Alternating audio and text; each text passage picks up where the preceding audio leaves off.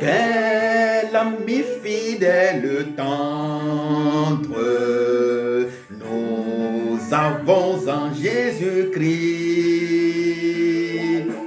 toujours prêt à nous entendre, à répondre à notre cri.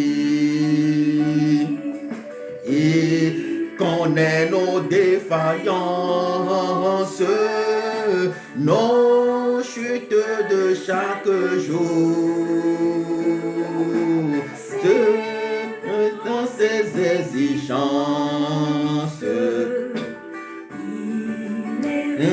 son amour. L'ami fidèle tendre, nous avons en Jésus-Christ, toujours prêt à nous entendre quand nous sommes sans souci. Disons-lui toutes nos craintes, ouvrons-lui tout notre cœur.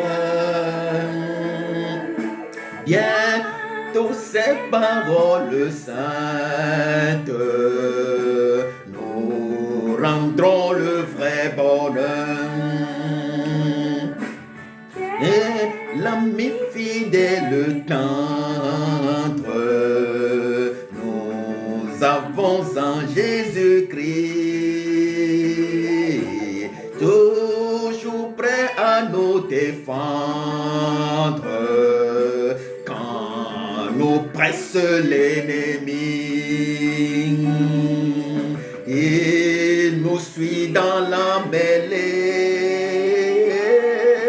nous entoure de ses bras, et c'est lui qui tient l'épée, qui décide des combats. Et l'ami fidèle tendre, nous avons en Jésus-Christ, toujours prêt à nous entendre, avec un comptant sur lui.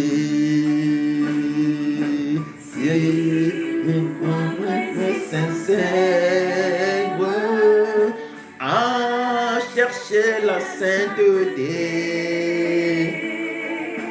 il écoute nos prières et nous met en liberté. Quel ami fidèle et tendre nous avons en Jésus-Christ. En Jésus-Christ,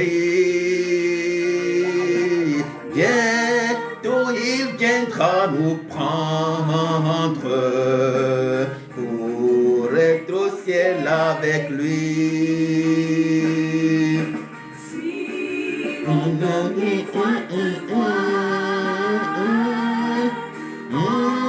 Comptant sur son secours, bientôt nous aurons la joie de vivre avec lui toujours. Bien-aimés dans le Seigneur, peuple de Dieu, bientôt nous aurons la joie de vivre avec lui. Quel ami fidèle et tendre nous avons en Jésus-Christ. Quel ami fidèle et tendre nous avons en notre Sauveur. Quel ami fidèle et tendre nous avons en celui qui est notre Rédempteur. Quel ami fidèle nous avons en Jésus-Christ, qui est le consommateur de notre foi. Quel ami fidèle et tendre nous avons en celui qui peut sauver même notre âme. Quel ami fidèle et tendre nous avons en Jésus-Christ, Le psaume 16 déclare, même dans la nuit, mon cœur m'avertit. J'ai constamment l'Éternel devant moi. Il est à mon côté, je ne chancelle pas. Quel ami fidèle et tendre avons-nous en Jésus-Christ. Et dans le psaume 16, le psalmiste finit son psaume en disant, je sais que tu n'abandonneras pas ton serviteur à la tombe. Je sais que mon âme ne verra pas la corruption. Et Job a déclaré, je veux voir l'Éternel, même si ma chair est complètement pourrie, eh bien mon âme le verra tel qu'il est. Bien-aimé dans le Seigneur, peuple de Dieu, le livre des Romains déclare que ce n'est pas que c'est ici sur la terre que nous régnons véritablement avec Jésus-Christ. C'est ici sur la terre que nous régnons avec Jésus-Christ. Sur nos soucis, c'est avec Jésus-Christ. Amis fidèles et tendres, que nous régnons sur tous les problèmes qui minent notre société, c'est avec Jésus-Christ, dans son amitié, que nous sommes plus que vainqueurs et que nous régnons véritablement dans la vie. Bien-aimés dans le Seigneur, peuple de Dieu, quel ami fidèle avons-nous en Jésus-Christ? Il est ami, il est fidélité, il est compassion, il est amour, il est bienveillance, il est richesse, il est plénitude, il est gratitude, il est la justification, notre justification, il est notre justice, il est notre tout, il est le Dieu des merveilles, en telle enseigne que la Bible déclare dans le livre de Genèse, si nous suivons bien Genèse chapitre 18, la Bible déclare, les anges qui ont visité Abraham ont déclaré, y a-t-il une merveille que Dieu ne puisse accomplir? Y a-t-il quelque chose de difficile pour Dieu? Y a-t-il quelque chose que Dieu ne puisse pas accomplir pour nous qui sommes ses élus? Eh bien, dans le livre de Luc, chapitre 18, la Bible déclare, Dieu se lèvera promptement et nous fera justice à nous, ses élus, qui crions vers lui nuit et jour. Bien-aimés dans le Seigneur, peuple de Dieu, quel ami fidèle et tendre nous avons en Jésus-Christ. Nous sommes bien sûr dans les témoignages. Nous parlons des témoignages. Et aujourd'hui, nous allons voir quelque chose qui est l'élément motivateur de nos familles. Aujourd'hui, nous allons voir la paix, nous allons parler de la paix intérieure. Cette paix intérieure, c'est elle qui nous permet d'être de vrais témoins de Jésus-Christ, d'être de vrais témoins du Saint-Esprit, d'être de vrais témoins du Dieu vivant au milieu de son peuple. Bien-aimés dans le Seigneur, peuple de Dieu, lorsque nous prenons le livre des Philippiens au chapitre 4, versets 6 à 7, la Bible déclare, ne vous inquiétez de rien, mais en toute chose, faites connaître par vos besoins à Dieu, faites connaître vos besoins à Dieu par des prières et des supplications avec des actions de grâce. Et la paix de Dieu qui surpasse toute intelligence gardera vos cœurs et vos pensées en Jésus-Christ. Bien-aimés dans le Seigneur, peuple de Dieu, ne vous inquiétez de rien. Ne vous inquiétez de rien.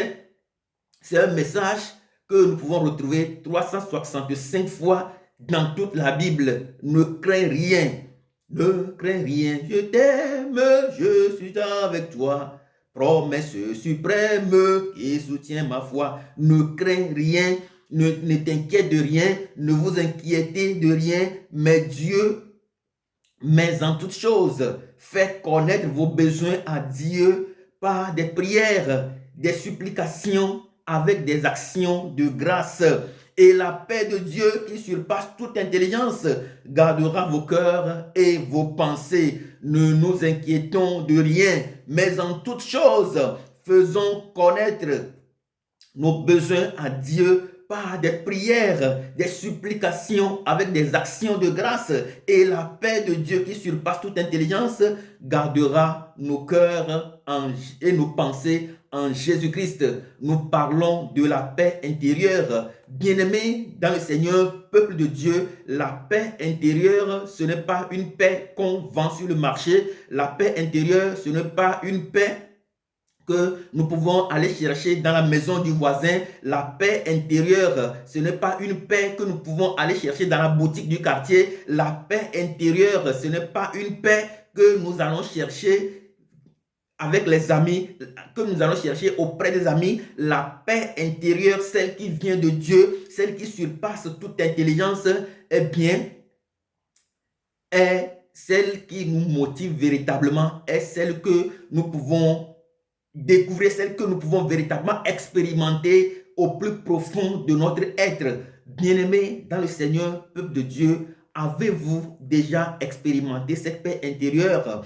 Il nous faut l'expérimenter vivement, car c'est elle qui nous permet, dans un premier temps, de pratiquer ce que nous appelons la politique de containment, c'est-à-dire cette capacité, cette capacité que vous avez, eh bien, de contenir ce qui se passe dans votre vie, cette capacité que vous avez à maîtriser les vents et les tempêtes de votre vie à chaque fois que cela commence, à chaque fois que cela arrive. C'est ça, c'est cette paix intérieure-là qui nous permet de maintenir le cap, qui nous permet de maintenir l'équilibre. C'est cette paix-là qui nous tient debout, qui nous maintient debout en face de l'adversité. À chaque fois que nous avons des problèmes, que nous avons des difficultés, que nous avons des soucis, et bien si nous avons cette paix intérieure qui surpasse toute intelligence en nous, nous verrons que l'adversité, nous verrons que la tempête, nous verrons que l'ennemi qui est juste en face de nous va avoir peur de nous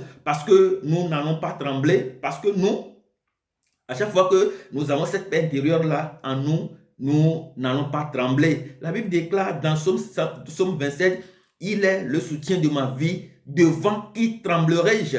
L'Éternel est le soutien de ma vie. Devant qui tremblerai-je? Il est ma lumière. De qui aurais-je peur? » Bien-aimés dans le Seigneur, peuple de Dieu, lorsque vous avez cette paix intérieure en vous, vous n'avez plus peur. C'est pourquoi la Bible déclare, ne vous inquiétez de rien, ne vous tremblez devant rien, absolument rien, que rien ne vous fasse peur, que rien ne vous fasse trembler, qu'aucun souci, qu'aucune tempête ne vous fasse peur, car en toute chose, eh bien, faites connaître vos besoins par des prières et des supplications avec des actions de grâce. Bien-aimés dans le Seigneur, peuple de Dieu, avons-nous compris ce message? Eh bien, la parole de Dieu nous interpelle vivement à ne pas nous inquiéter. La parole Dieu nous interpelle à avoir une confiance solide, une foi terriblement ancrée en Jésus-Christ afin de pouvoir tenir puissamment solide aux jours mauvais. Bien-aimés dans le Seigneur, peuple de Dieu, la paix intérieure nous permet véritablement de pratiquer la politique de containment, de contenir les événements, de contenir les situations, de contenir les projectiles de l'adversaire afin de pouvoir véritablement le faire trembler. La paix intérieure nous permet de manifester cette culture de la civilisation céleste, cette culture de la civilisation de Dieu. La Bible déclare que nous avons été tirés des ténèbres à son admirable lumière. La paix intérieure nous permet de manifester en gros cette lumière que nous avons de Dieu, nous permet de manifester au milieu de nous la lumière que nous avons prise de Dieu. La paix intérieure nous permet d'accomplir fidèlement notre destinée. Bien-aimé dans le Seigneur, peuple de Dieu, qu'est-ce qui est ton souci? Qu'est-ce qui embarrasse ta vie? Qu'est-ce qui est en train d'embarrasser en ce moment la paix intérieure que tu as en toi? Qu'est-ce qui embarrasse ta destinée? Qu'est-ce qui embarrasse ton chemin de vie? Qu'est-ce qui embarrasse ta pensée? Qu'est-ce qui embarrasse ta vie? Qu'est-ce qui embarrasse ta vie personnelle, ta vie professionnelle, ta vie spirituelle? Bien-aimés dans le Seigneur, peuple de Dieu, la Bible déclare, ne vous inquiétez de rien, mais en toute chose, faites connaître vos besoins à Dieu par des prières. Si nous prions véritablement, eh bien, et si nous faisons véritablement des supplications avec des actions de grâce, la Bible déclare la dividende, les résultats, eh bien, la paix de Dieu qui surpasse toute intelligence gardera nos cœurs et nos pensées. La paix de Dieu qui surpasse toute intelligence, gardera nos pensées et nos cœurs. Gardera nos pensées et nos cœurs. La paix de Dieu, que cette paix de Dieu qui surpasse toute intelligence, garde nos cœurs, qu'il garde nos pensées, qu'il nous maintienne solidement ancrés dans le Seigneur, qu'il maintienne notre vie ancrée dans le Seigneur, qu'il maintienne toute notre vie solidement ancrée dans la compassion de Dieu, afin que nous puissions découvrir comme Paul, les 4 dimensions de l'amour de notre Dieu. Bien-aimés dans le Seigneur, peuple de Dieu, quel ami fidèle et tendre nous avons en Jésus-Christ, celui qui est prêt à entendre nos prières et à répondre à nos cris, celui qui est prêt à nous comprendre à chaque fois que nous lui racontons nos soucis. Quel ami fidèle et tendre nous avons à Jésus-Christ, celui qui est prêt effectivement à nous défendre. Quel ami fidèle avons-nous en Jésus-Christ, celui qui est prêt à nous apprendre des choses du royaume des cieux. Bien-aimés dans le Seigneur, peuple de Dieu, nous devenons des vrais témoins fidèles de Jésus-Christ lorsque nous savons que notre seule arme de combat, eh bien, c'est la prière, la supplication en tout temps, en tout lieu, couplée des actions de grâce. Lorsque nous savons que notre seule arme, c'est la prière, les supplications, les actions de grâce, eh bien, la paix de Dieu qui surpasse toute intelligence viendra faire un avec nous. La paix de Dieu qui surpasse toute intelligence fera corps en nous. La paix de Dieu qui surpasse toute intelligence prendra vie en nous et nous permettra de vaincre tout sortes de soucis, de vaincre tout projectile lancé par l'ennemi, de vaincre tout autel érigé par l'ennemi afin de détruire notre vie. Bien-aimés dans le Seigneur, peuple de Dieu, si nous n'avons pas la paix, nous ne pouvons pas être des témoins de Jésus-Christ. Rappelons-nous dans les Actes des Apôtres, Étienne, juste avant sa mort, la Bible déclare que son visage brille, son visage rayonnait comme le visage d'un ange. Et il a dit, Père, pardonne-leur car ils ne savent pas ce qu'ils font. Bien-aimés dans le Seigneur, peuple de Dieu, dans Psaume 34, verset 6, la Bible déclare que celui qui se tourne effectivement vers l'Éternel rayonne de joie. Eh bien, ce qui nous fait rayonner de joie, c'est cette paix intérieure-là qui se manifeste et qui nous fait en tout état de cause rayonner de joie. Est-ce qu'aujourd'hui, tu rayonnes de joie là où tu es? Est-ce qu'aujourd'hui, nous rayonnons de joie là où nous sommes? Est-ce qu'aujourd'hui, nous rayonnons de joie sur nos chemins de vie? Est-ce que nous rayonnons de joie autour de nous? Est-ce que nous faisons rayonner cette joie autour de nous? Bien-aimés dans le Seigneur, peuple de Dieu, la Bible déclare, si nous ne faisons pas rayonner cette joie, si nous ne faisons pas rayonner cette lumière du Christ, si nous ne faisons pas rayonner ce témoignage du Christ autour de nous, eh bien, la Bible déclare que ce n'est pas encore fini pour nous, de ne plus nous inquiéter, mais en toute chose, nous connaissons la solution, c'est de faire connaître tous nos besoins à Dieu dans les prières, dans les supplications, avec des actions de grâce, et la paix viendra d'elle-même. Et ce qui rend notre âme solide viendra d'elle-même. Et la paix viendra d'elle-même. La paix, cette paix-là, la Bible déclare que cette paix-là, elle surpasse toute intelligence. Et cette paix-là, elle surpasse toute intelligence. Nous comprenons tous ce qu'on appelle l'intelligence. La paix de Dieu surpasse toute intelligence. Bien-aimés dans le Seigneur, peuple de Dieu, faisons connaître en toutes choses nos besoins à Dieu par des prières, des supplications, avec des actions de grâce, et expérimentons la paix de Dieu. La paix de Dieu s'expérimente lorsque nous commençons par avoir ce vif désir de rester en face de l'Éternel, lorsque nous savons réellement que notre secours nous vient de lui. La paix de Dieu se manifeste réellement lorsque nous savons marcher avec Dieu. Moïse a déclaré, marche avec nous Seigneur, donne-nous le repos, car nous savons que quand tu marches avec nous, eh bien, nous avons le repos, nous avons l'assurance, nous avons la sérénité, nous avons la paix intérieure. Marche avec nous et fais-nous distinguer parmi tous les peuples de la terre, parce que nous savons que quand tu marches avec nous, Et quand nous avons la paix, eh bien, nous sommes distingués parmi tous les peuples de la terre. Moïse a déclaré encore, marche avec nous, fais-nous voir ta gloire, marche avec nous, fais-nous grâce et fais-nous miséricorde. L'Éternel lui a répondu, je fais grâce à qui je fais grâce et je fais miséricorde à qui je fais miséricorde. Moïse sait qu'en marchant avec l'Éternel, nous avons la paix intérieure, nous avons la distinction, nous avons la grâce et la miséricorde et nous avons la gloire de l'Éternel qui se manifeste autour de nous. Que Dieu nous bénisse abondamment et que nous puissions véritablement faire connaître nos besoins en toutes choses par des prières, des supplications, avec des actions de grâce pour que nous puissions véritablement commencer par rayonner. Et à chaque fois que nous commençons par rayonner, eh bien, nous faisons des témoignages, nous devenons des témoins vivants du Christ sur la terre. Nous passons par des moments difficiles, des moments ténébreux, des moments périlleux, des moments qui sont véritablement à la taille de la pensée humaine. Eh bien, nous devons véritablement retourner dans la maison du Seigneur. Nous devons aller, nous devons faire comme Anna, la mère de Samuel. Elle est sortie de sa maison pour aller vers l'Éternel. Elle n'a pas été chez sa voisine, ni chez son voisin, ni chez ses parents, ni chez ses frères et sœurs, mais elle a été directement dans la maison de l'Éternel. Nous voyons Jésus-Christ, quand il savait que son heure était arrivée, eh bien, il s'est rendu directement dans le jardin de Gethsemane. Il a commencé par prier, Père, que cette coupe s'éloigne de moi. Bien-aimés dans le Seigneur, peuple de Dieu, allons vers l'Éternel avec nos soucis, allons vers l'Éternel avec nos fardeaux, allons vers l'Éternel avec nos peurs, allons vers l'Éternel avec nos doutes, allons vers l'Éternel car il attend que nous lui présentions en toutes choses nos besoins, dans les prières, les supplications, et pour que nous puissions bénéficier de cette paix intérieure qui surpasse toute intelligence.